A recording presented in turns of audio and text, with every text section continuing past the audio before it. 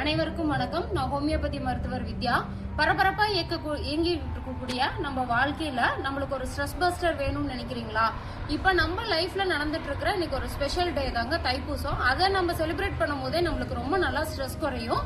வாடிய பயிரை பார்த்தப்பெல்லாம் நான் வாடணும்னு சொன்ன வள்ளலார் தினமும் தைப்பூசமும் இன்னைக்கு சேர்ந்து வந்திருக்கு. இன்னைக்கு என்ன ஸ்பெஷல்னா, கொங்கு மண்டலத்துல நிலாப்பிள்ளை சோறு அப்படிங்கிற ஒரு இதை வந்து செலிப்ரேட் பண்ணுவோம். அதை பத்தி இந்த வீடியோல நம்ம பார்க்கலாம்.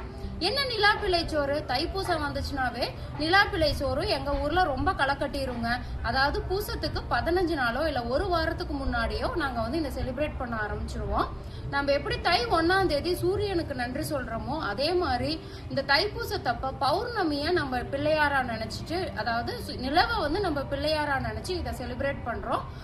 நிலா பிள்ளையார நம்ம வந்துட்டு ஒரு சாணி பிள்ளையார் மாதிரி, யார் வீடு பெருசா இருக்கோ பெரிய வாசல்லையோ இல்ல கோயில் முன்னாடி இருக்கக்கூடிய பெரிய வாசல்ல சாணி பிள்ளையார பிடிச்சு வச்சு அதுல கொஞ்சம் அருகம்புல்லும் எருக்க பூவும் வச்சுட்டு ஊர்ல இருக்கிற பெரியவங்க சின்னவங்க குழந்தைங்க எல்லாரும் சேர்ந்து நின்று ஒன்னா செலிப்ரேட் பண்றதா இந்த தைப்பூசத்துல செலிப்ரேட் பண்ணக்கூடிய நிலாப்பிள்ளை சோறு.